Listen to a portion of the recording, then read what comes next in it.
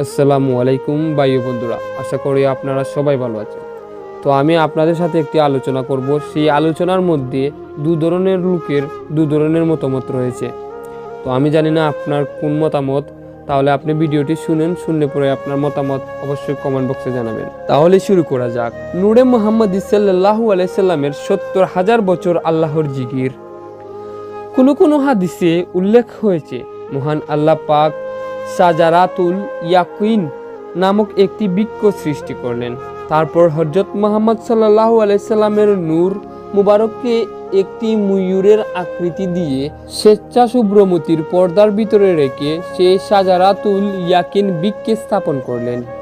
সেই ময়ূর ৭০,০০০ বছর ধরে মহান আল্লাহর তসবিহ জিকিরে মশগুল থাকে।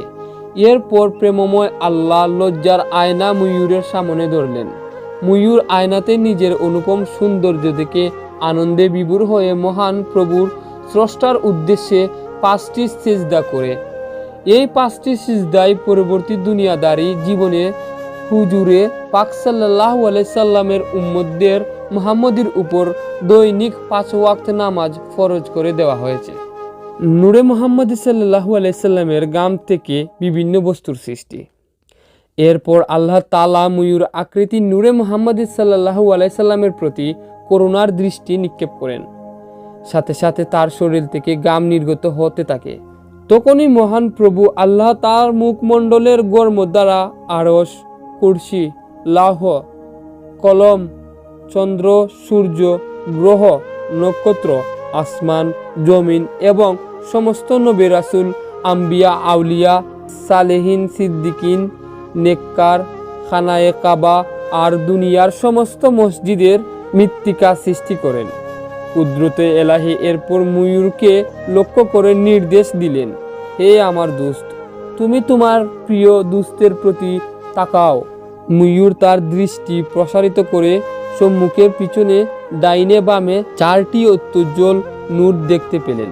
এ নূর চতুষ্টয় ছিল হুজুরে পাক সাল্লাল্লাহু আলাইহি সাল্লামের পার্থিব জীবনের 4 জন সহচর। এরা হচ্ছে হযরত আবু বকর রাদিয়াল্লাহু আনহু, হযরত উমর রাদিয়াল্লাহু আনহু, হযরত উসমান রাদিয়াল্লাহু আনহু এবং আলী রাদিয়াল্লাহু আনহু। তো আপনার এই ভিডিওতে কি মতামত আপনি জানাতে পারেন। যেহেতু এটা আমার মন গড়া কথা নয়, আমিও একটি বই পড়েছি আর সেই বইয়ের মধ্যে আমি এটা পেয়েছি, তাই আমি আপনাদের সাথে শেয়ার করেছি। তো আপনার মতামত কি আপনি জানাতে পারেন অবশ্যই, কারণ এটা আপনার অধিকার। তো ভালো থাকবেন, সুস্থ থাকবেন, নিজের প্রতি খেয়াল রাখবেন।